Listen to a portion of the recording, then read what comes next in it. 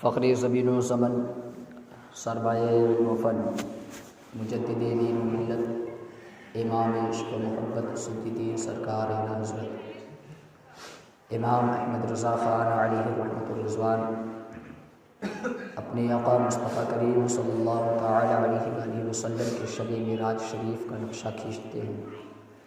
ارشاد فرماتے ہیں وہ سروری کشوری رسالت جو عرش پر جلوہ گر ہوئی تھے، وہ سروری کشوری رسالت جو عرش پر جلوہ گر ہوئی تھی، نئے نرالے طرب کے ساماں عرب کے مہمان کے لیے تھے۔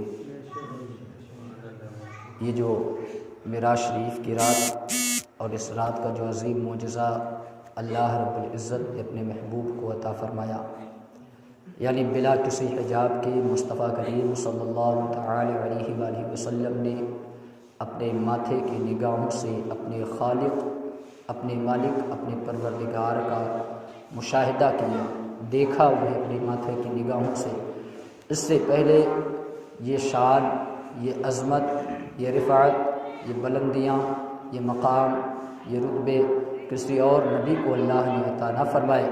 یہ شان اگر کسی کی ہے تو مدینے کی تاجدار مصطفیٰ جان رحمت صلی اللہ تعالی علیہ وسلم کی شان ہے کہ اللہ نے انہیں عرش اعظم کا مہمان بنایا اور خود انہیں فرشتوں کے ساتھ عرش اعظم پر بلوایا اور ان سے ملاقات فرمائی، اور میرے آقا مصطفیٰ کریم صلی اللہ تعالی علیہ وآلہ وسلم نے اپنے ماتھے کی نگاہوں سے اپنے رب کا مشاہدہ کیا۔ اعلیٰ حضرت فرماتے ہیں وہ سروری کشوری رسالت جو عرش پر جلوہ گر ہوئے تھے، نئے نرالے طرب کے صحابہ عرب کے مہمان کے لیے تھے۔ بہار ہے شادیاں مبارک چمن کو آبادیاں مبارک، بہار ہے شادیاں مبارک چمن کو آبادیاں مبارک، ملک فلک اپنی اپنی لیبے یہ گھر عنادل کا بولتے تھے۔ اور فرماتے ہیں نہانے میں جو گرا تھا پانی وہی تو اب تک چھلک رہا ہے، وہی تو جو بن ٹپک رہا ہے۔ آج جو ہم آسمان پر ستاروں کو چمکتے ہوئے دیکھ رہے ہیں، ان کی یہ روشنی کیوں ہے؟ ان کے اندر یہ چمک کہاں سے آئی؟ ان کے اندر یہ نورانیت کہاں سے آئی؟ تو اعلیٰ حضرت اپنے عشق کے انداز میں نقشہ کھینچتے ہیں، نہان کی وہی تو اب تک چھلک رہا ہے، وہی تو جو بن ٹپک رہا ہے، نہانے میں جو گرا تھا پانی کٹوری تاروں نے بھر لیے تھے، نہانے میں جو گرا تھا پانی کٹوری تاروں نے بھر لیے تھے۔ حضرت محترم، بڑا لمبا یہ قصیدہ معراج یعنی معراج شریف کے تمام حالات کو اعلیٰ حضرت نے اپنے اس نعتیہ کلام میں اتار دیا، جس سے ہمیں اور آپ کو سمجھنے میں بڑی آسانی ملتی ہے۔ اللہ رب العزت نے اپنے محبوب کو اپنا مشاہدہ کیوں کرایا؟ ایک بات تو ہمیں یہ سمجھ میں آتی ہے کہ حضرت آدم علیہ السلام سے لے کر کے اللہ رب العزت نے اس کائنات کے اندر جتنے بھی انبیاء کرام کو مبعوث فرمایا، اللہ رب العزت نے اس کائنات کے اندر جتنے بھی اپنے نبیوں کو بھیجا وہ آئے، انہوں نے اللہ کی وحدانیت کا اعلان کیا۔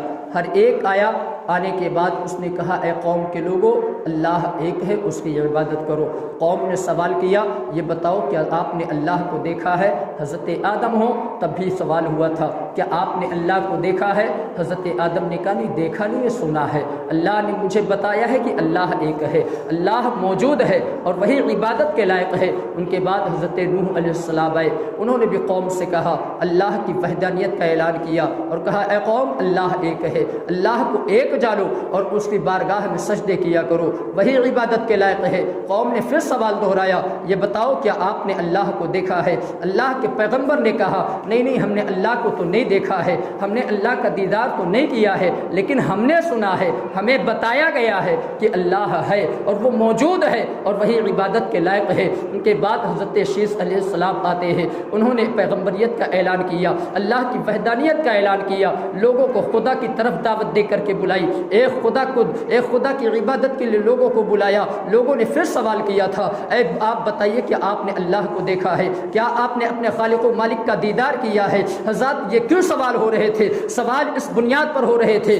کیونکہ ہر سوال جس کے سامنے پیش کی جائے دعوت تو وہ چاہتا ہے کہ ہمیں دلیل کے ساتھ بتایا جائے، ہمیں دیکھنے کے ساتھ بتایا جائے، ہاں ہم نے یہ چیز دیکھی ہے۔ میں آپ کو بتانا چاہتا ہوں سوال اس بنیاد پر کیا جا رہا تھا اور ابھی تک کسی نے اپنی رب کو دیکھا نہیں ہے۔ جتنے بھی پیغمبر آ رہے ہیں سب ایک کے بعد آنے کے بعد کہتے ہیں، ایک کے بعد دیگرے جواب دیتے ہیں کہ سنو ہم نے اللہ کو تو نہیں دیکھا ہے، ہاں ہم نے سنا ہے، اللہ نے ہماری جانب وحی فرمائی ہے، اللہ نے ہمیں پیغام دیا ہے، اللہ ایک ہے، اس نے ہمیں اپنا نبی بنا کر کے بھیجا ہے، آؤ اس خدا کی عبادت کرتے ہیں، اس کی وحدانیت کا اقرار کرتے ہیں۔ لوگ ابھی جواب دے رہے ہیں، لوگ ثبوت نہیں دے پا رہے ہیں کہ ہاں ہم نے خدا کو دیکھا ہے، لیکن یہ کیوں ہو رہا تھا؟ یہ صرف اس بنیاد پر ہو رہا تھا، ایک کے بعد دوسرا آنے والا تھا، دوسرے کے بعد تیسرا آنے والا تھا، تیسرے کے بعد چوتھا آنے والا تھا، یہ کے بعد دیگرے۔ اس خاندان گیتی پر 1,24,000 انبیاء کرام، یہ کم و بیش 2,24,000 انبیاء کرام اللہ رب العزت مبعوث فرمانے والا تھا، اس لیے ہر ایک آنے کے بعد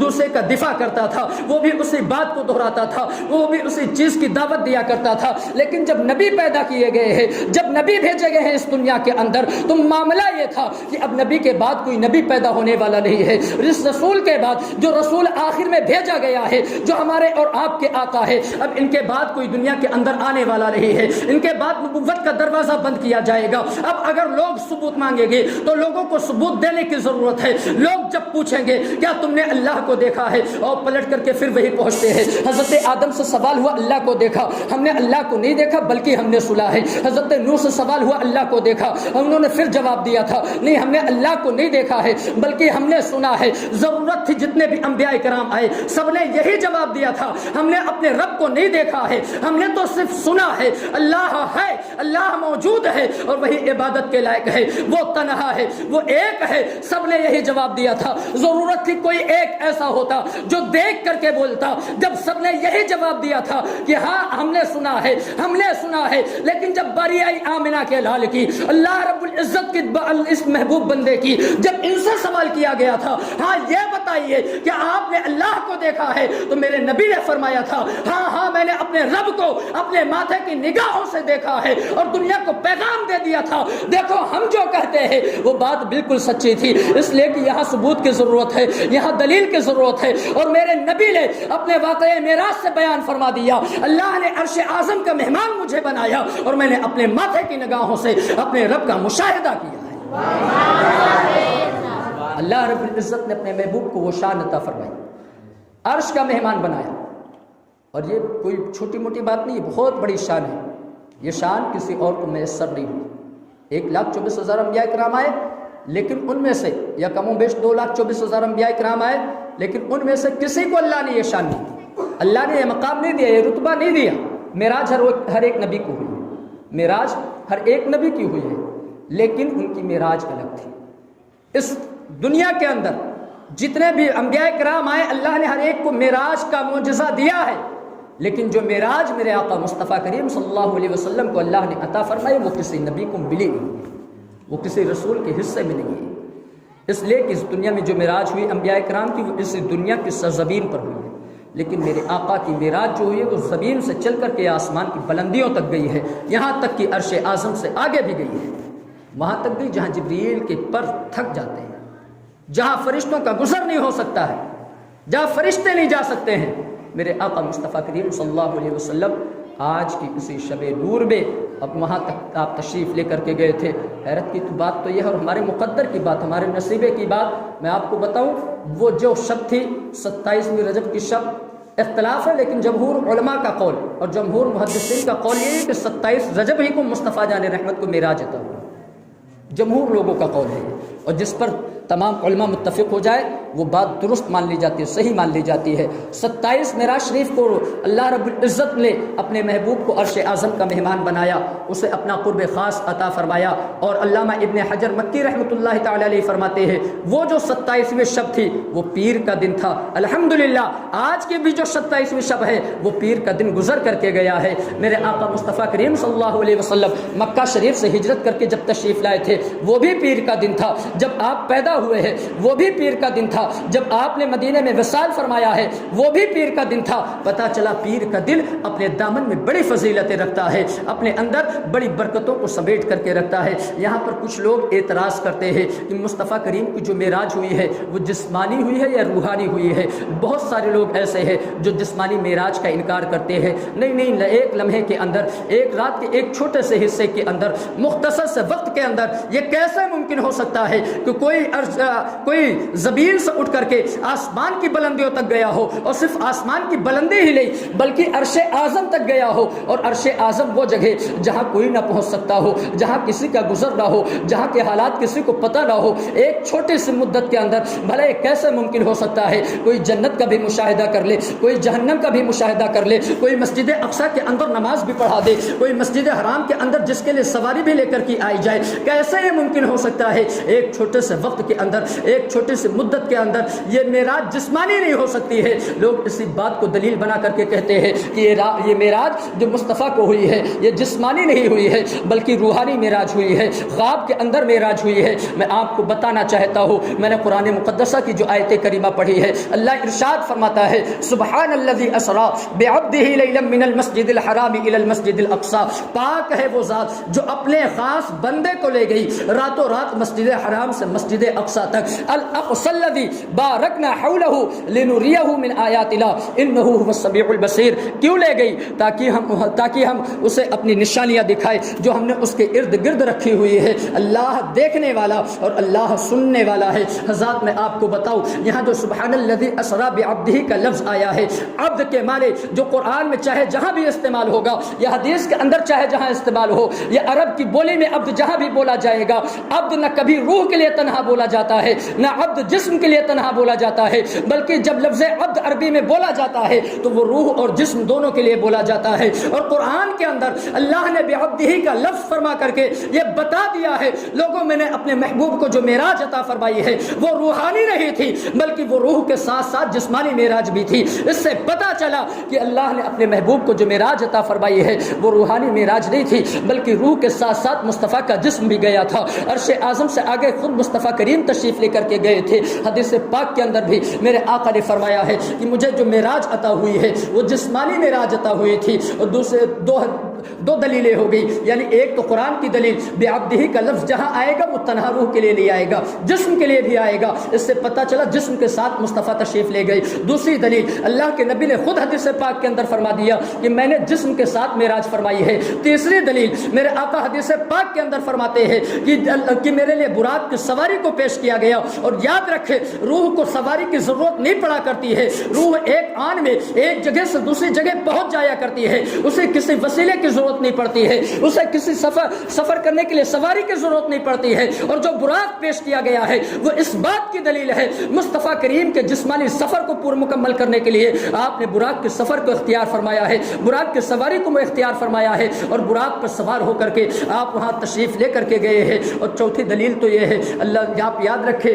کہ جب بھی اسرا کا لفظ بولا جاتا ہے قرآن نے اسرا کا لفظ استعمال کیا ہے بعبدہ.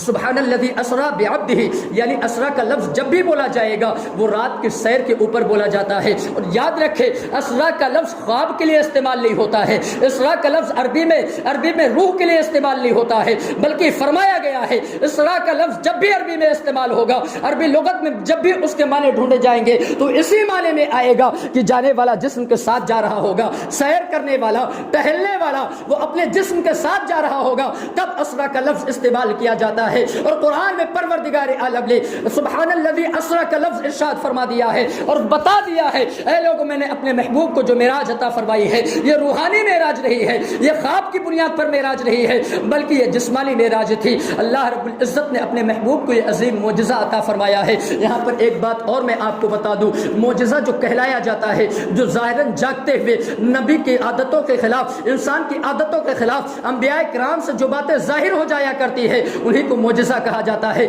یعنی وہ لوگ جو عام طریقے سے جو باتیں رکھنے پر قادر نہ ہو، وہ لوگ جیسا ہم اور آپ ہو، ہماری ایک عام سی زندگی ہے، ہمارے اندر وہ طاقت نہیں کہ ہم چاند کو 2 ٹکڑے کر سکے، ہمارے اندر وہ طاقت نہیں کہ ہم ڈوبے ہوئے سورج کو واپس پھرا سکے، ہمارے اندر وہ طاقت نہیں کہ ہم انگلیوں کے اشارے سے پیڑوں کو بلا لے، ہمارے اندر وہ طاقت نہیں کہ پیڑ ہمارے قدموں میں آنے کے بعد سجدے کرے۔ یہ جو کیا کرتا ہے وہ اللہ کا نبی ہوا کرتا ہے، اور پھر اس کے علاوہ نبی کے جو غلام ایسے کیا کرتے ہیں، پھر ان سے جو عادتیں ایسے ظاہر ہو جایا کرتی ہے، اسے شرع کی اصطلاح میں کرامت کہا جاتا ہے۔ اولیاء کرام سے جو بات خلاف عادت ظاہر ہوا کرتی ہے اسے کرامت کہا جاتا ہے۔ مصطفیٰ کریم کی معراج کو معجزہ کہا گیا ہے۔ میں آپ کو بتانا چاہتا ہوں، خواب کے اندر جو بات ہو جائے اسے معجزہ ہرگز نہیں کہا جائے گا، چاہے وہ انبیاء ہی کا خواب کیوں نہ ہو۔ انبیاء اگر خواب میں کسی چیز کو کر دے تو اسے معجزہ نہیں کہا جاتا ہے، بلکہ معجزہ اسے کہا جاتا ہے جو وہ اپنے جسم کے ساتھ کر کے دکھائے، جو جاگتی ہوئی آنکھوں کے ساتھ کر کے دکھائے، جو ظاہری دنیا کے سامنے کر کے دکھائے۔ میرے آقا مصطفیٰ کریم کے سفر معراج کو جو یہاں پر معجزہ کہا گیا ہے وہ اس بات کی دلیل ہے کہ اللہ کے نبی کو یہ جو معراج عطا ہوئی ہے وہ روحانی نہیں تھی، بلکہ وہ روح کے ساتھ ساتھ جسمانی معراج اللہ نے عطا فرمائی تھی، تبھی تو سفر معراج کو آپ کا معجزہ کہا گیا ہے۔ دوسری بات اور میں آپ کے سامنے رکھ دوں، اگر یہ معراج آپ کی روحانی ہی ہوتی یا خواب کی بنیاد ہی پر ہوتی تو خواب تو کوئی بھی دیکھ سکتا ہے، خواب ہم بھی دیکھ سکتے ہیں، ہم بھی خواب دیکھ سکتے ہیں کہ ہم نے آسمان کی بلندیوں کو طے کر لیا ہے، ہم بھی خواب دیکھ سکتے ہیں کہ ہم جنت کے اندر ٹہل رہے ہیں، ہم بھی خواب دیکھ سکتے ہیں کہ ہم نے جہنم کو دیکھ لیا ہے۔ اور جب ہم کسی کے سامنے یہ کہہ کر کے بیان کریں گے آج ہم نے ایسا خواب دیکھا ہے تو انسان حیرت میں نہیں پڑنے والا ہے، اسے تعجب نہیں ہونے والا ہے، کیونکہ خواب میں انسان کہیں بھی جا سکتا ہے، خواب میں انسان کچھ بھی دیکھ سکتا ہے۔ لیکن میرے آقا مصطفیٰ کریم نے جب اپنے سفر معراج سے لوٹنے کے بعد مکہ کی گلیوں کے اندر اعلان فرمایا تھا، میں نے رات کے تھوڑے سے حصے کے اندر یہاں سے آسمان کا سفر طے کیا ہے اور وہاں سے آگے جا کر کے عرش اعظم تک میں گیا اور وہاں پر میں نے اپنے رب کو دیکھا ہے، تو کفار مکہ نے آپ کے بات کو جھٹلایا تھا، آپ کی تکذیب فرمائی تھی، آپ کو برا بھلا کہا تھا۔ یہ اس بات کی دلیل ہے اگر میرے آقا کو خواب میں معراج ہوئی ہوتی یا روحانی معراج ہوئی ہوتی تو وہ لوگ بھی اتنی عقل رکھتے تھے کہ آپ کو جھوٹا قرار نہ دیتے، کیونکہ یہ تو خواب کی بات ہو جاتی۔ لیکن کفار مکہ نے تکذیب کی ہے، کفار مکہ نے جھٹلایا ہے، یہ اس بات کی دلیل ہے میرے آقا کو جو معراج عطا ہوئی ہے وہ روحانی نہیں تھی، بلکہ وہ روح کے ساتھ ساتھ جسمانی معراج عطا ہوئی تھی، روح کے ساتھ ساتھ جسم بھی گیا تھا اور اللہ رب العزت کا دیدار کر کے آیا ہے۔ اس سے پتہ چلتا ہے کہ اللہ رب العزت نے اپنے محبوب کو جو عرش اعظم کا مہمان بنایا ہے وہ روحانی طور پر نہیں بنایا ہے، جسمانی طور پر بنایا ہے۔ اللہ رب العزت کا محبوب اپنے روح کے ساتھ ساتھ جسمانی طور پر بھی اپنے رب کی بارگاہ میں حاضر ہوا تھا، اپنے رب کا قرب خاص اس نے حاصل کیا تھا۔ اتنا قریب ہوا وہ محبوب، اتنا قریب ہوا وہ محبوب اپنے رب سے، اپنے خالق سے اتنا قریب ہوا۔ میرے نبی ارشاد فرماتے میں اپنے رب سے اتنا قریب ہوا جیسے 2 کمانیں آپس میں مل جایا کرتی ہے، یعنی جب 2 کمانوں کو ایسے ٹیڑھا کر دیا جائے جو تھوڑا سا فاصلہ بچتا ہے، میرے نبی ارشاد فرماتے ہیں میں اپنے رب کی ذات سے اتنی ہی زیادہ قریب ہو گیا تھا۔ اللہ اکبر! یہ جو شان عطا ہوئی ہے میرے آقا کو یہ کسی نبی کو عطا نہیں ہوئی ہے۔ حضرات لوگ یہ کہتے ہیں بھلا کیسے ممکن ہے کوئی آسمان پر جائے اور چلا آئے، بھلا کیسے ممکن ہے کہ کوئی جنت میں جائے اور چلا آئے، بھلا کیسے ممکن ہے کوئی جہنم کا دیدار کرے اور چلا آئے۔ میں آپ کو بتانا چاہتا ہوں اللہ نے قرآن مقدسہ کے اندر ارشاد فرمایا وَقُلْنَا يَا آدَمُ اسْكُنْ أَنْتَ وَزَوْجُكَ الْجَنَّةَ، یعنی اللہ نے جب آدم کو اور ان کی بیوی کو پیدا کیا تو انہیں حکم دیا تھا تم دونوں جنت میں رہو گے۔ پتہ چلا حضرت آدم علیہ السلام اور حضرت حوا رضی اللہ تعالی عنہا پیدا ہونے کے بعد دونوں ساتھ میں جنت میں رہے، ایک عرصہ دراز تک جنت میں رہے، اس کے بعد آپ کو زمین پر اتارا گیا ہے۔ حضرت عیسیٰ علیہ السلام کو اللہ رب العزت نے آسمان پر اٹھا لیا ہے اور پھر قرب قیامت میں وہ اس زمین پر تشریف لائیں گے، وہ زمین پر آئیں گے، شادی بھی فرمائیں گے، ان کی اولادیں بھی ہوں گی، اس کے بعد ان کا وصال ہوگا۔ حضرت ادریس علیہ السلام کو پروردگار عالم نے آسمان پر اٹھایا ہے۔ یہ تمام باتیں اس بات کی طرف اشارہ کرتی ہے کہ اے لوگوں یاد رکھو اللہ ان تمام باتوں پر قادر ہے، وہ جسے چاہے آسمان پر بلا بھی لے اور جسے چاہے آسمان سے واپس بھی بھیج دے۔ حضرت آدم علیہ علیہ السلام کو حضرت حوا رضی اللہ تعالی عنہ کو جنت میں رہنے کا حکم دینے کے بعد زمین پر اتارا گیا، ان کی نسلیں جاری ہوئی، ان کے لیے حکم ہوا تھا تم اب زمین پر اتارے جاؤ گے۔ پتہ چلا جنت میں جانے کے بعد بھی لوگ لوٹا دیے جاتے ہیں، جنت میں جانے کے بعد بھی لوگ واپس آ جایا کرتے ہیں۔ حضرت ادریس علیہ السلام کو اللہ نے آسمان پر اٹھایا ہے، اور حضرت عیسیٰ علیہ السلام کو بھی اللہ نے آسمان پر اٹھایا ہے، اور زمین پر وہ اتارے جائیں گے۔ یہ اس بات کی دلیل ہے انسان آسمان پر اٹھایا بھی جا سکتا ہے اور اٹھانے کے بعد واپس بھی بھیجا جا سکتا ہے۔ پتہ چلا مصطفیٰ کریم کے لیے یہ بات کوئی غیر محال نہیں تھی، کوئی غیر ممکن نہیں تھی کہ میرے آقا زمین سے آسمان کا سفر طے فرمائے اور تھوڑے سے حصے میں واپس تشریف لے آئے، اس لیے کہ جس نبی کے صدقے میں ان تمام انبیاء کرام کو معجزات دیے گئے ہو، ان تمام انبیاء کرام کو نبوت اور رسالت کا تاج اللہ نے عطا فرمایا ہو، جب ان کی شان یہ ہے وہ آسمان پر جانے کے بعد واپس آ سکتے ہیں، تو پھر وہ نبی جس کے صدقے میں اللہ نے دنیا کو بنایا ہو، جس کے صدقے میں اللہ نے آسمان کو پیدا کیا ہو، جس کے صدقے میں ساری کائنات کو پیدا کیا ہو، بھلا اس کے لیے کیوں نہیں ممکن ہے کہ وہ آسمان پر بھی جائے، اس سے آگے کا بھی سفر کرے، جنت کو بھی دیکھے، جہنم کو بھی دیکھے، ساری کائنات کا مشاہدہ کرنے کے بعد چند ہی لمحوں کے اندر وہ واپس زمین پر تشریف بھی لے آئے۔ اللہ رب العزت نے اپنے محبوب کو یہ شان عطا فرمائی۔ میرے آقا مصطفیٰ کریم صلی اللہ علیہ وسلم کو معراج عطا ہوا۔ بس میں مختصر وقتوں میں اپنی بات کو آپ کے سامنے رکھنے کی کوشش کر رہا ہوں۔ اللہ رب العزت نے اپنے محبوب کو معراج عطا فرمایا۔ ہم نے تو بھی یہ سمجھ لیا کہ جو آقا کی معراج ہوئی ہے یہ جسمانی ہے، کوئی بہکاری کی کوشش کرے، وہابیوں دیوبندیوں کا یہ عقیدہ نہیں ہے، غیر مقلدوں کا عقیدہ نہیں ہے، اہل حدیث یہ نہیں مانتے ہیں کہ اللہ کے نبی کو جسمانی معراج عطا ہوئی ہے۔ یہ صرف اہل سنت والجماعت کا عقیدہ ہے کہ محبوب اپنے جسمانی جسم کے ساتھ عرش اعظم کے مہمان بنے اور اپنے رب کا دیدار کیا اپنے ماتھے کی نگاہوں سے۔ یہ ہمارا عقیدہ ہے اور ہم مانتے ہیں، اس لیے کہ اللہ نے اپنے نبی کو وہ شان عطا فرمائی۔ حضرت علامہ ابن حجر مکی رحمۃ اللہ تعالی علیہ فرماتے ہیں شب معراج کی 27ویں شب میں اختلاف ہے نا کہ اللہ کے نبی نے کہاں سے سفر معراج شروع فرمایا۔ کوئی کہتا ہے حرم شریف کے اندر سے اللہ کے نبی کا سفر معراج شروع ہوا، کوئی فرماتا ہے کہ حضرت عائشہ صدیقہ کے حجرے سے اللہ کے نبی کا سفر معراج شروع ہوا۔ لیکن علامہ ابن حجر مکی رحمۃ اللہ تعالی علیہ فرماتے ہیں کہ جمہور علماء اور محدثین کا اس بات پر اتفاق ہے کہ مصطفیٰ کریم کا جو سفر معراج شروع ہوا ہے وہ آپ کی پھوپھی حضرت ام ہانی کے گھر سے شروع ہوا ہے۔ آپ وہاں پر آرام فرماتے، اللہ نے حکم دیا جبریل 70,000 فرشتوں کا جھنڈ، 70,000 فرشتوں کو اپنے ساتھ لو اور جاؤ میرے محبوب کو جلدی بلا کر کے لے کر کے آؤ۔ تاریخ میں لکھا 70,000 فرشتوں کا جھنڈ، جبریل سردار بن کر کے، ویسے بھی وہ ملائکہ کے سردار ہیں، فرشتوں کے سردار ہیں، 70,000 فرشتوں کے ساتھ حضرت ام ہانی رضی اللہ تعالیٰ عنہ کے گھر آئے۔ شان کیا ہے؟ لوگوں کو معراج ہوئی، انبیاء کرام کو معراج ہوئی، ان کی شان الگ ہے، لیکن مصطفیٰ کی شان الگ ہے۔ لوگ تمنا کرتے تھے اللہ مجھے معراج عطا فرما، لوگ تمنا کرتے تھے، انبیاء کرام جو اللہ کے نبی سے پہلے ہوئے وہ تمنا کرتے تھے میرے مولا وہ تمنا کرتے تھے میرے مولا ہمیں معراج عطا فرما۔ ان کی خواہش تھی اللہ ہمیں اپنا دیدار کرے۔ ہر نبی کو معراج ہوئی، حضرت موسیٰ علیہ السلام کو آپ دیکھ لیں 40 دن، آج جو تجلی حضرت موسیٰ علیہ السلام نے دیکھا وہ ایسا نہیں دیکھی، اللہ نے اپنی ذات کا دیدار نہیں کرایا بلکہ اپنی ایک تجلی دکھائی تھی حضرت موسیٰ، اتنی آسانی کے ساتھ نہیں دکھائی۔ میں آپ کو فرق سمجھانا چاہتا ہوں، دیکھیں میرے نبی کی شان کیا ہے، جس نبی کے ہم غلام ہیں، جس نبی کے ہم امتی ہیں، ہمیں فخر ہونا چاہیے اس نبی کی امتی ہونے پر، ہمیں اپنے عادتوں کو اپنے کردار کو بدلنا چاہیے کہ ہم اس نبی کے غلام ہیں جس نبی کو اللہ نے یہ شان عطا فرمائی کہ وہ شان کسی اور نبی کو نہیں ملی، وہ رتبہ وہ مقام کسی اور نبی کو نہیں ملا۔ حضرت موسیٰ علیہ السلام کو صرف ایک تجلی دکھائی، اس ایک تجلی کو دیکھنے کے لیے حضرت موسیٰ علیہ السلام نے 40 دن تک کے روزہ رکھا، 40 دن لگاتار کوہ طور پر رہے، 40 دن تک روزہ رکھا۔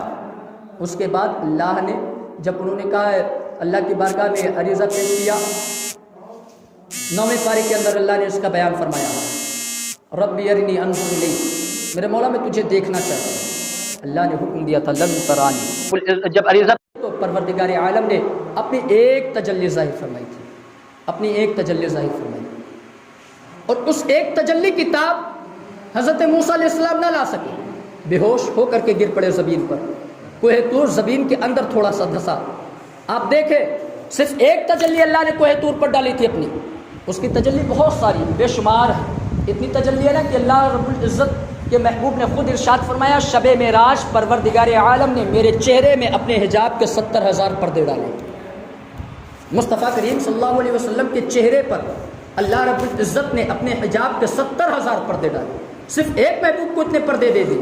اور اس پردے کا حال کیا ہے, میں بات آگے تو میں آپ کے سامنے بتا دوں. اس پردے کا حال یہ ہے, حضرت عائشہ صدیقہ رضی اللہ تعالیٰ عنہ نے ایک مرتبہ عرض کیا تھا یا رسول اللہ, اللہ رب العزت نے حضرت یوسف علیہ السلام کو اتنا حسن دیا تھا کہ آپ کے حسن کو دیکھنے کے بعد مصر کی عورتوں نے اپنی انگلیوں کو کاٹ لیا تھا, اپنی انگلیوں کو کاٹ لیا تھا. انہیں احساس نہیں ہوا تھا میرے آقا آپ کا حسن کتنا ہے, آپ کا حسن کتنا. دنیا نے جو ظاہراً دیکھا وہ مصطفیٰ کا اصل حسن نہیں تھا, وہ مصطفیٰ کا اصلی حسن نہیں تھا. میرے آقا کے حسن کا تو اندازہ کوئی کر ہی نہیں سکتا ہے. جب حضرت عائشہ نے عرض کیا میرے آقا آپ کا حسن کتنا ہے, میرے آقا نے ارشاد فرمایا عائشہ میں حجرے میں جاتا ہوں, تم بھی میرے پیچھے آ جاؤ. میرے آقا مصطفیٰ کریم صلی اللہ علیہ وسلم اپنے حجرے میں گئے. حضرت عائشہ صدیقہ ان کے پیچھے حجرے میں پہنچی. تھوڑی دیر کے بعد پلٹ کر کے تیز تیز قدموں سے حضرت عائشہ صدیقہ واپس باہر تشریف لے آئی. میرے آقا باہر آئے, آنے کے بعد پوچھا عائشہ کیا ہوا. حضرت عائشہ صدیقہ عرض کرتی ہے سنیں میرے آقا کا حسن کتنا ہے. حضرت عائشہ صدیقہ عرض کرتی ہے یا رسول اللہ اگر میں تھوڑی دیر اور رہتی تو ان قریب میں آپ کے حسن کی بنیاد پر بے ہوش ہو کر کے زمین پر گر جاتی. تب میرے نبی نے ارشاد فرمایا تھا عائشہ معراج کی شب میں اللہ نے اپنے جلوے کے 70,000 پردے میرے چہرے کے اندر رکھے تھے, میں نے صرف ایک پردہ ہٹایا تھا. اس کے حسن کا عالم یہ تھا اگر میں 70,000 پردے ہٹا دوں تو اس کے حسن کا عالم کیا ہوگا. جب حسن ہے ان کا جلوہ نما, انوار کا عالم کیا ہوگا. ہر کوئی فدا ہے بن دیکھے, دیدار کا عالم کیا ہوگا. اللہ نے اپنے محبوب کو بے مثال حسن عطا فرمایا. تو میں بیان کر رہا تھا شب معراج کے بارے میں. حضرت موسیٰ علیہ السلام ایک تجلی نہیں دیکھ پائے, بے ہوش ہوئے. کوہ طور زمین میں تھوڑا سا دھسا. یہاں تک علماء نے لکھا ہے کوہ طور زمین میں 3 حصے دھسا, ایک حصہ صرف باقی ہے. تجلی کی ایک برداشت نہیں کر پائے. لیکن میرے نبی کی شان کیا ہے, تجلی ہی نہیں دیکھی بلکہ خود مصطفیٰ کریم صلی اللہ علیہ وسلم نے اپنے ماتھے کی نگاہوں سے معراج کی شب اپنے رب اپنے پروردگار کا ظاہراً آپ نے مشاہدہ فرمایا. تجلی دیکھنا اور ہے, ذات کو دیکھنا اور ہے, انوار دیکھنا اور ہے, کسی کی روشنی دیکھنا اور ہے, اس کی ذات کو بظاہر دیکھنا اور ہے. میرے آقا مصطفیٰ کریم نے تجلی نہیں دیکھی ہے, ان کے اپنے رب کے انوار کو نہیں دیکھا ہے, بلکہ خود بنفس نفیس اپنے رب کی ذات کو مصطفیٰ کریم نے دیکھا ہے. 70,000 فرشتوں کے ساتھ حضرت ام ہانی کے گھر حضرت جبریل امین حاضر ہوتے ہیں. میرے آقا مصطفیٰ کریم صلی اللہ تعالی علیہ وآلہ وسلم بستر استراحت پر آرام فرما ہے. لوگ جاگتے ہوئے معراج کر رہے ہیں, لوگ تمنائیں کر رہے ہیں معراج کرنے کی. لیکن جب جبریل امین آئے ہیں تو جاگتے تو اس وقت میرے آقا مصطفیٰ کریم بستر استراحت پر آرام فرما ہے. جبریل امین آئے ہیں, آنے کے بعد ادب کے ساتھ کھڑے ہو گئے ہیں, سوچ رہے ہیں یہ تو محبوب ہے اللہ کا, یہ تو اللہ کا سب سے افضل و اعلیٰ نبی ہے, بھلا میں اسے جگاؤں تو کیسے, کہیں ایسا نہ ہو اگر میں اسے جگا دوں تو بے ادبی ہو جائے, میری تمام عبادتوں کو برباد کر دیا جائے. اس لیے کہ وہ جانتے تھے قرآن کا فرمان نازل ہو چکا تھا, اے ایمان والو اب جب بھی میرے نبی سے بات کرنی ہو, جب بھی میرے نبی کی بارگاہ میں حاضری دینی ہو تو قرآن نے حکم دے دیا تھا پہلے اپنے گھر جاؤ, اپنے گھر میں کچھ صدقہ کرو, اس کے بعد 2 رکعت نفل نمازیں ادا کرو, اس کے بعد میرے محبوب کے دروازے پر آؤ اور پھر ان سے اجازت لو. اگر محبوب اجازت دے دے تو اب تمہیں محبوب سے بات کرنے کی اجازت ہے. جس محبوب کی عظمتوں کا حال یہ ہو, وہاں آنے کے بعد جبریل امین بھی ہاتھ باندھ کر کے کھڑے ہیں. بارے الہ تیرے محبوب کو جگاؤں تو کیسے جگاؤں, بے ادبی نہ ہو جائے. پلٹ کر کے اللہ کی بارگاہ میں جاتے ہیں, میرے مولا تیرا محبوب تو آرام فرما رہا ہے, تیرا محبوب تو سو رہا ہے, بتا تیرے محبوب کو جگاؤں تو کیسے جگاؤں. اللہ نے حکم دیا تھا, اللہ نے ارشاد فرمایا تھا جبریل میں نے تیرے ہونٹ کافور کے بنائے ہیں اور اپنے محبوب کو نور سے وجود عطا فرمایا ہے, جا اپنے ہونٹوں کے ساتھ میرے محبوب کے تلووں پر بوسہ دے, میرے محبوب کے تلووں کو رگڑ اور تیرے میرے ہوٹوں کی ٹھنڈک جب محبوب کو محسوس ہوگی تو محبوب اپنی آنکھوں کو کھول دے گا. پھر اس سے کہلا محبوب آج کی رات اللہ آپ سے ملاقات کا مشتاق ہے, اللہ آپ سے ملاقات کرنا چاہتا ہے. جبریل امین واپس آتے ہیں, اپنے ہونٹوں کو مصطفیٰ کریم کے قدموں سے رگڑنا شروع کرتے ہیں. میرے آقا اپنی آنکھوں کو کھولتے ہیں. جب آنکھیں کھلی ہے, جبریل امین سے آنے کی وجہ پوچھی ہے تو جبریل امین عرض کرتے ہیں یا رسول اللہ آج کی رات پروردگار عالم آپ سے ملاقات کا مشتاق ہے, وہ آپ سے ملاقات کرنا چاہتا ہے. اللہ کے نبی صلی اللہ علیہ وسلم کو لے کر کے جبریل امین زمزم شریف کے کنویں پر آتے ہیں. وہاں پر آنے کے بعد آپ کو غسل دیا جاتا ہے, آپ کا شق صدر کیا جاتا ہے, یعنی آپ کے سینے کو چیر کر کے آپ کے سینے سے دل کو نکالا جاتا ہے, آب زمزم شریف کے پانی سے اسے دھویا جاتا ہے اور پھر آپ کے جسم کے اندر رکھ دیا جاتا ہے. وہاں سے میرے آقا صلی اللہ علیہ وسلم کی سواری کے لیے براق پیش کیا جاتا ہے. اللہ کے نبی صلی اللہ علیہ وسلم کی سواری کے لیے جو براق پیش کیا گیا تھا وہ جنت سے لایا گیا تھا. علماء نے بیان فرمایا ہے جبریل امین کو جب حکم ہوا تھا جبریل جنت کے اندر جاؤ, وہاں سے ایک براق لو اور لینے کے بعد میرے محبوب کی بارگاہ میں حاضر ہولا اور اس براق پر انہیں سوار کر کے لے کر کے آلا. تاریخ نے لکھا ہے جب جبریل امین جنت کے اندر پہنچے تھے تو 40,000 براق اس وقت موجود تھے, لیکن ایک براق تھا جو اپنے گردن کو جھکا کر کے اشک بار تھا, جو اپنے گردن کو جھکا کر کے اپنے آنکھوں سے آنسوؤں کے قطرات گرا رہا تھا, جو روتے جا رہا تھا. جبریل امین نے سب کو دیکھا تھا, 40,000 براق تو موجود ہے لیکن ہر ایک اچھل کود رہا ہے, عشق و مستی کے عالم میں ڈوبا ہوا ہے, لیکن تنہا ایک براق ہے جو نحیف و لاغر نظر آ رہا ہے, جو کمزور نظر آ رہا ہے, لیکن وہ روتا جا رہا ہے. جبریل امین نے پوچھا تھا اس براق سے آخر تیرے رونے کی وجہ کیا ہے, تو اس براق نے کہا تھا آج سے 40,000 سال پہلے میں نے سنا تھا اللہ اپنے آخری نبی کو عرش اعظم کا مہمان بنائے گا اور اس کے سواری کے لیے جنت کے براق میں سے ایک براق کو بھیجا جائے گا. جب سے میں نے اس فرمان کو سنا تھا تب سے میں برابر اپنے رب کی بارگاہ میں آنسو بہاتا جا رہا ہوں اور فریادیں کر رہا ہوں, مولا جب وہ وقت آ جائے تو اس محبوب کی سواری بننے کا مجھے موقع عطا کر دیا جائے. جبریل امین اسے براق کو منتخب فرما لیتے ہیں. یہاں ہمارے اور آپ کے لیے بھی ایک بات ہے, یاد رکھے 40,000 براق تو موجود تھے لیکن ایک رو رہا تھا, جبریل امین نے اسی کو منتخب فرمایا ہے محبوب کی سواری کے لیے. پتا چلا جو عشق مصطفیٰ میں آنسو بہایا کرتے ہیں, جو اللہ کے خوف سے رویا کرتے ہیں, پروردگار عالم انہیں اپنا محبوب بنا لیا کرتا ہے, اور صرف وہ اپنا محبوب ہی نہیں بناتا ہے بلکہ اپنے محبوب کا محبوب بھی بنا دیا کرتا ہے, اس کی سواری کے لیے منتخب فرما لیا کرتا ہے. بتانا یہ چاہتا ہوں اگر آج کی اس عظمتوں والی رات میں, آج کی اس برکتوں والی رات میں اگر ہماری آنکھیں بھی اشک بار ہو جائے, اگر ہم بھی بھیگی ہوئی آنکھوں کے ساتھ اپنے رب کو منانے کی کوششیں کر لے, اپنے گناہوں سے توبہ کر لے, تو رب کی ذات سے امید ہے, اس کی رحمتوں سے امید ہے اللہ ہمارے گناہوں کو معاف فرما دے گا, ہمیں اپنا محبوب بندہ بنا لے گا, مصطفیٰ کا سچا غلام بنا دے گا. 40,000 براق میں سے رونے والے براق کو منتخب کیا گیا, مصطفیٰ کریم کی خدمت میں پیش کیا گیا. ایک جگہ روایت میں بیان کیا گیا کہ اللہ رب العزت کا محبوب یعنی آقا مصطفیٰ کریم صلی اللہ علیہ وسلم جب براق پر سوار ہونے لگے نا تو امت کی یاد. کون ہے یہ؟ ہم ہی ہونا جو آج اپنے آقا کی ایک نہیں ماننے والے نا, ایک نہیں سننے والے, مصطفیٰ کریم کی ایک بھی بات پر عمل نہیں کرنے والے نا. سنیں میرے آقا نے کہاں کہاں ہمیں نہیں یاد کیا, کہاں ہمیں نہیں یاد کیا, ہر جگہ یاد کیا. براق پر سوار ہونے لگے. ایک روایت میں مصطفیٰ کریم صلی اللہ علیہ وسلم نے اپنے قدموں کو روک لیا, ادھر حکم ہے جبریل جلدی لے کر کے آؤ محبوب کو. محبوب ٹھہرے, حکم ہوتا ہے جبریل کیوں ٹھہرے. جبریل نے پوچھا یا رسول اللہ آخر ٹھہرنے کی وجہ کیا ہے, اس وقت ٹھہرنے کی وجہ کیا ہے.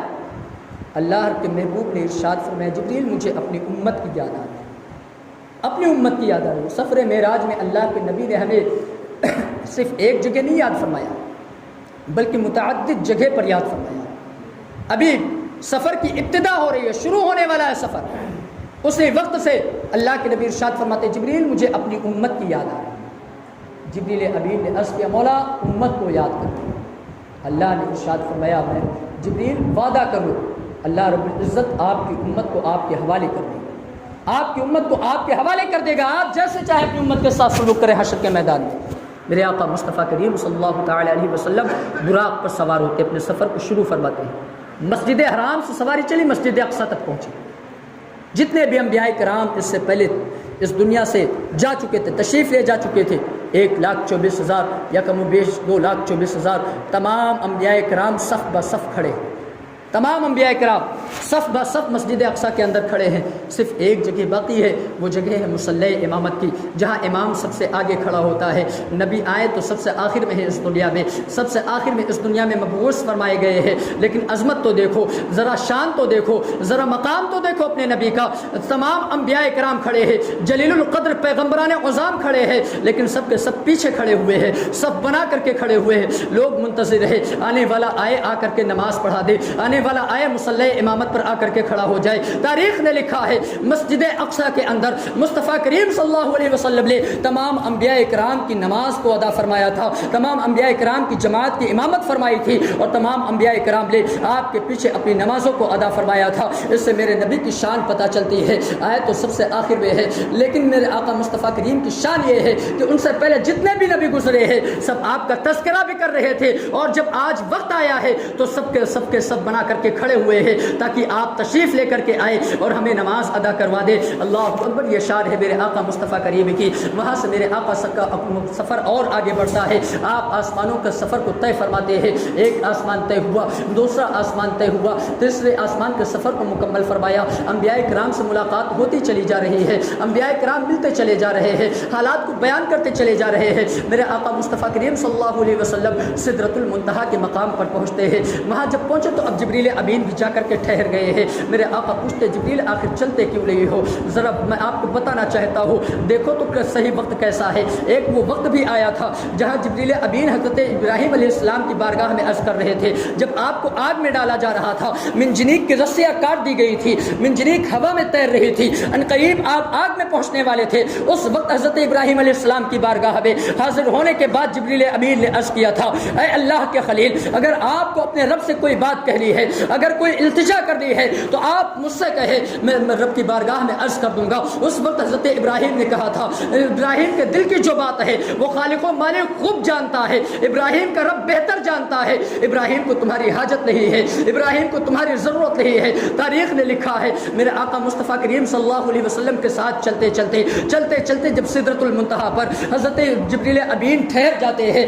मेरे आका फरमाते हैं, जिब्रील आगे क्यों नहीं चलते हो? जिब्रील अमीन अर्ज़ करते हैं, या रसूल अल्लाह, अगर मैं यहाँ से एक बाल के बराबर भी आगे बढ़ा तो अनवार की बुनियाद पर, अल्लाह की तजल्लियात की बुनियाद पर मेरे पर जल करके खाक हो जाएंगे, मेरे पर जल करके राख हो जाएंगे। उस वक्त मेरे आका ने इरशाद फरमाया था, जिब्रील एक वक्त था जब तुमने मेरे जद्दे अमजद से कहा था, अल्लाह की बारगाह में कोई अरीज़ा पेश करना हो तुम कहो, मैं तुम्हारी हाजत को पहुँचा दूंगा। जिब्रील आज मैं तुमसे कहता हूँ, इसलिए कि नबी वो थे जिन्होंने अपने पीछे किसी का एहसान नहीं छोड़ा है, अपने जद्दे अमजद का एहसान आज मुस्तफ़ा करीम याद कर रहे हैं और इरशाद फरमाते हैं, जिब्रील ज़रा तुम बताओ, अगर तुम्हारी कोई हाजत हो तो बताओ, मैं उसे रब की बारगाह में अर्ज़ कर दूंगा। उस वक्त जिब्रील अमीन ने अर्ज़ किया था, या रसूल अल्लाह, मैं सिर्फ एक हाजत रखता हूँ। आका ने पूछा तो वो कौन सी हाजत है, वो कौन सा मकसद है? उस वक्त जिब्रील अमीन ने अर्ज़ किया था, या रसूल अल्लाह, मेरे दिल की तमन्ना ये है, मेरे दिल की ख्वाहिश ये है कि जब हश्र के मैदान में आपकी गुनहगार उम्मत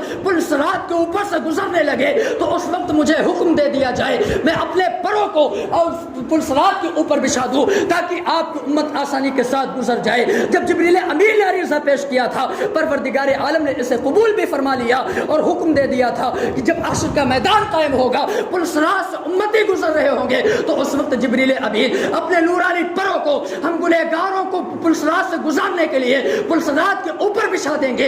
इसी का नक्शा तो इमाम अहले सुन्नत आला हज़रत खींचते हुए इरशाद फरमाते हैं, पुल से उतारो राहे गुजर को खबर ना हो, जिब्रील पर बिछाए तो पर को खबर ना हो।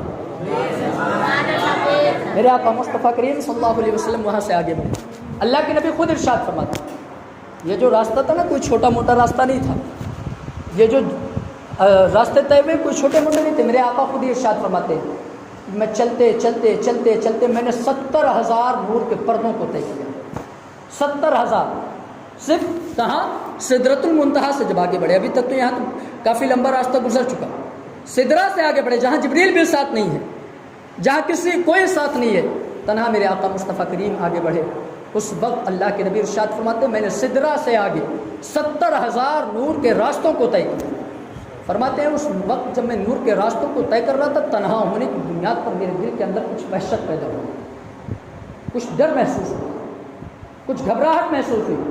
نبی ارشاد فرماتے میں نے سدرہ کے آگے ایک آواز سنی جو ابو بکر صدیق کی آواز سے ملتی جلتی آواز تھی. آواز آ رہی تھی، ندا دینے والا ندا دے رہا تھا، محبوب ٹھہر جاؤ، اس وقت اللہ رب العزت آپ پر درود بھیج رہا ہے، آپ پر صلات بھیج رہا ہے. نبی کی شان یہ ہے، نبی کی عظمت یہ ہے کہ ہم اور آپ درود پڑھیں تو اس میں کوئی بڑی بات نہیں. لیکن جس نے دنیا کو پیدا کیا، جس نے وجود دیا دنیا کو، جو خالق ہے سب کا، وہ خود اپنے محبوب پر درود بھیجتا. نبی ارشاد فرماتے مجھے آواز ہے، محبوب ٹھہر جاؤ، اس وقت اللہ رب العزت آپ پر صلات بھیج رہا ہے. نبی ارشاد فرماتے میں نے جب یہ آواز سنی تو میرے دل کو راحت محسوس ہوئی، میرے دل کو قرار محسوس ہوا، میرے دل کو چین ملا، میری گھبراہٹ دور ہو گئی. پھر نبی ارشاد فرماتے ہیں کہ جب میں آگے بڑھا یہاں تک کہ عرش اعظم پر پہنچا. عرش اعظم اللہ نے اس دنیا میں صرف ایک عرش پیدا نہیں فرمائے ہیں بلکہ کئی عرش اللہ نے پیدا فرمائے ہیں. لیکن عرش اعظم وہ جگہ ہے جہاں میرے آقا مصطفیٰ کریم صلی اللہ علیہ وسلم تنہا تشریف لے کر کے گئے ہیں. سید احمد کبیر رفاعی رحمۃ اللہ تعالی علیہ جو اللہ کے ایک بہت برگزیدہ بندے گزرے ہیں، ایک مرتبہ ان کے دل میں خیال پیدا ہوا تھا چلو ذرا اس عرش کو دیکھتے ہیں جس عرش پر محبوب کے قدم پڑے تھے، چلو اس عرش کو دیکھتے ہیں جس عرش پر محبوب اپنے قدموں کے ساتھ تشریف لے کر کے گئے تھے. سید احمد کبیر رفاعی رحمۃ اللہ تعالی علیہ ارشاد فرماتے ہیں میں نے پرواز کرنا شروع کیا، یہاں تک کہ میں کئی عرشوں کو عبور کر چکا. آواز آئی احمد کبیر کدھر آ رہے ہو، آواز آئی احمد کبیر کدھر کا ارادہ رکھتے ہو. احمد کبیر رفاعی فرماتے ہیں میں نے عریضہ پیش کیا، میں اس عرش اعظم کی تلاش میں نکلا ہوں جس عرش پر مصطفیٰ کے قدم گئے ہوئے تھے اور جس عرش کے مہمان مصطفیٰ جان رحمت بنے تھے. حضرت سیدنا احمد کبیر رفاعی فرماتے ہیں ندا دینے والے نے ندا دی تھی، آواز دینے والے نے آواز دی تھی. اے احمد کبیر رفاعی سن لو، اگر تم کروڑوں سال بھی پرواز کرتے رہو اس عرش کو تلاش نہیں کر سکتے ہو، اس عرش کی بلندیوں کو نہیں پہنچ سکتے ہو جس عرش پر مصطفیٰ کے قدم ناز پہنچے ہوئے ہیں، جس عرش کا مہمان مصطفیٰ جان رحمت بنے ہوئے ہیں. وہی لا مکا کے مکی ہوئے، وہی سرے عرش تخت نشی ہوئے، وہ نبی ہیں جن کے ہیں یہ مکا، وہ خدا ہے جس کا مکان ہے. اس عرش کے مہمان آقا بنے جس عرش کے بارے میں حکم ہوا تھا کروڑوں سال ایک دو سال نہیں، کروڑوں سال اگر اڑتے رہو، کروڑوں سال پرواز کرتے رہو، اس عرش کی بلندی کو کبھی نہیں پہنچ سکتے جس عرش پر مصطفیٰ کے قدم پہنچے. تھوڑے سے وقت میں مصطفیٰ کریم صلی اللہ علیہ وسلم عرش اعظم پر پہنچے. وہاں پر جب آپ پہنچے اللہ کی بارگاہ سے قریب ہوئے، ڈر محسوس ہوا، قدم روک، حکم ہوا محبوب اور قریب، محبت دیکھیے، محبوب اور قریب ہو، محبوب اور قریب ہو. اللہ کے نبی اپنے قدموں کو بڑھاتے جاتے. محبت کی کیا بات ہے، کیا جذبات ہے محبت کے. جو دنیا کو پیدا کر رہا ہو، جس نے اپنے نور سے اپنے محبوب کو بنایا ہو اور جو اس محبوب کے نور سے ساری کائنات کو پیدا کیا ہو، وہ خالق و مالک اتنی محبت فرما رہا ہے اپنے محبوب سے کہ جب بھی مصطفیٰ ایک قدم بڑھاتے پھر آواز آتی محبوب اور قریب آؤ. مصطفیٰ پھر قدم بڑھاتے پھر آواز آتی محبوب اور قریب آؤ. مصطفیٰ پھر قدم بڑھاتے پھر آواز آتی محبوب اور قریب آؤ. میرے نبی ارشاد فرماتے ہیں میں اتنا قریب ہو گیا اپنے رب کی ذات سے جیسے آپس میں دو کمانیں ملا کرتی ہے، یعنی بہت قریب ہو گیا. وہاں حکم ہوتا ہے محبوب لائے کیا ہو، اس لیے کہ جب کوئی کسی محبوب سے ملنے جایا کرتا ہے، کوئی عاشق ہو اپنے محبوب سے ملنے جایا کرتا ہے تو اس کے لیے تحفے لے کر کے جایا کرتا ہے، تحائف لے کر کے جایا کرتا ہے. اب یہاں تو محبوبوں کا محبوب آیا ہوا ہے، یہاں تو تمام لوگوں کا مشتاق آیا ہوا ہے. ساری کائنات جس سے محبت کرتی ہے، سارے انبیاء اور رسول جس سے محبت کرتے ہیں، سارے انبیاء اور رسول جس کا تذکرہ کرتے رہے ہو، جس کے چرچے کرتے رہے ہو، آج وہ محبوب اپنے محبوب سے ملنے کے لیے پہنچا ہے. حکم ہوتا ہے محبوب کیا لے کر کے آئے ہو، کیا تحفہ لے کر کے آئے ہو. نبی ارشاد فرماتے ہیں التحیات للہ والصلوات والطیبات، تمام عبادتیں چاہے وہ مالی ہو، چاہے وہ بدنی ہو، چاہے وہ جسمانی ہو، چاہے وہ روحانی ہو، جیسے بھی عبادتیں ہو، نبی ارشاد فرماتے اے رب وہ تمام عبادتیں تیرے لیے ہیں، اے اللہ وہ تمام عبادتیں تیرے لیے ہیں. اللہ ارشاد فرماتا ہے ایھا النبی السلام علیک ایھا النبی، اے محبوب اے نبی آپ پر سلامتی ہو. جب محبوبوں کا یہ حال دیکھا تھا، جب محبوبوں کا یہ رواج دیکھا تھا، جب اللہ کے نبی نے اتنا سنا اللہ رب العزت ہم پر سلامتی بھیج رہا ہے، ہم پر سلام بھیج رہا ہے، تو اس وقت بھی نبی اپنے ان گنہگار امتیوں کو نہیں بھولے تھے. اللہ کے نبی نے ارشاد فرمایا تھا وعلی السلام علینا وعلی عباد اللہ الصالحین، یعنی ہم پر بھی سلام ہو اور ہمارے امت کے متقیوں پر بھی سلام ہو. صالحین کا لفظ ارشاد فرما کر کے میرے آقا مصطفیٰ کریم نے صالحین کی جماعت کو الگ کر دیا ہے، لیکن جو گنہگار ہے انہیں اپنے ساتھ جوڑ لیا ہے. علینا کا لفظ جب بھی بولا جاتا ہے وہ تنہا کے لیے نہیں بولا جاتا ہے بلکہ ایک کثیر جماعت کے لیے بولا جاتا ہے. پتہ چلا اللہ کے نبی نے علینا کا لفظ استعمال کیا تھا. السلام علینا، سلام صرف ہم پر نہ ہو بلکہ ہمارے ساتھ تمام گنہگاروں پر بھی سلامتی ہو اور متقیوں پر بھی سلامتی ہو. پتہ چلا جہاں راز و نیاز کی باتیں ہو رہی تھی، جہاں تمام باتیں ہو رہی تھی، وہاں سب سے بڑی جو بات تھی وہ سب سے بڑی بات یہ تھی کہ اللہ کا نبی ہمیں وہاں بھی نہ بھولا تھا. اس لیے کہ جہاں دو چاہنے والے اکٹھے ہو جائے پھر وہ تمام چیزوں کو فراموش کر دیا کرتے ہیں، لیکن نبی کی محبت ہم گنہگاروں کے ساتھ دیکھو، اپنے رب سے ملاقات بھی ہو رہی ہے، محبوب سے محبوب مل بھی رہا ہے، لیکن اس کے باوجود وہ ہم گنہگاروں کو فراموش نہ کر بیٹھے، وہ ہم گنہگاروں کو بھولے نہیں ہے بلکہ وہاں پر بھی ہم پر سلامتی نازل کروا رہے ہیں اور پھر وعدہ لے رہے ہیں میرے اللہ تو ہمارے گنہگار امتیوں کو بخش دے لا، میرے مولا میری امت کو میرے حوالے کر دے لا. جب محبتوں کا یہ حال دیکھا فرشتوں نے تو اس وقت فرشتوں نے کہا تھا اشہد ان لا الہ الا اللہ و اشہد ان محمدا عبدہ و رسولہ. پتہ چلا اللہ رب العزت نے اپنے محبوب کو وہ شان عطا فرمائی ہے کہ محبوب نے اپنی آنکھوں سے اپنے ماتھے کی نگاہوں سے اپنے رب کو دیکھا ہے. میرے نبی ایک حدیث پاک کے اندر ارشاد فرماتے ہیں میں نے اپنے رب کو بہتر صورت میں دیکھا. اگر ہم مان لینا ہمارا عقیدہ یہ ہو جائے کہ اللہ جسم والا ہے، صورت والا ہے، تو ہم کافر ہو جائیں گے. اس لیے کیونکہ اللہ جسم و جسمانیت سے پاک ہے. اللہ جسم والا نہیں ہے، ہم مان نہیں سکتے اللہ جسم و جسمانیت سے پاک ہے، لیکن نبی ارشاد فرما رہے ہیں میں نے اپنے رب کو اپنی آنکھوں سے بہتر صورت میں دیکھا، بہتر صورت میں بہتر حال میں دیکھا ہے. محبوب وہ ہے جو ہر حال میں اپنے رب کو دیکھے. ہماری کیا مجال ہے، ہماری کیا حیثیت ہے، صرف یہ نبی ہی کی شان تھی کہ اللہ نے آپ کو مقام عطا فرمایا ہے، اللہ نے آپ کو رتبہ عطا فرمایا ہے. یہ جو رات جا رہی ہے یہی وہ رات ہے جس رات میں آپ نے تھوڑے سے وقت کے اندر، قلیل سے وقت کے اندر آپ نے عرش اعظم کا سفر طے کیا تھا. اسی سفر میں آپ نے جنت کو بھی دیکھا، اسی سفر میں آپ نے جہنم کا بھی مشاہدہ فرمایا، اسی سفر میں آپ سود خوروں کے باروں میں سود خوری کیا کرتے ہیں، جو حرام کھایا کرتے ہیں. اللہ کے نبی نے ارشاد فرمایا تھا میں نے کچھ لوگوں کے پیٹ کے اندر آگ کے گولے دیکھے تھے. جبریل سے پوچھا تھا جبریل یہ بتاؤ آخر یہ کون سے لوگ ہیں جنہیں جہنم کے اندر اتنا سخت عذاب دیا جا رہا ہے؟ تو اس وقت جبریل امین نے کہا تھا یا رسول اللہ یہ وہ لوگ ہیں جو غریبوں کا حق کھا لیا کرتے ہیں، جو یتیموں کا حق کھا لیا کرتے تھے، جو سود خورے کیا کرتے تھے، جو حرام چیزیں کھا لیا کرتے تھے. حضرات کی تمام باتیں انشاءاللہ جمعہ کے دن بھی اس پر تھوڑی بہت گفتگو کی جائے گی. سفر معراج کا تعلق تو بہت بڑا ہے، ہم نے جو مختصر کر کے آپ کے سامنے رکھ دیا ہے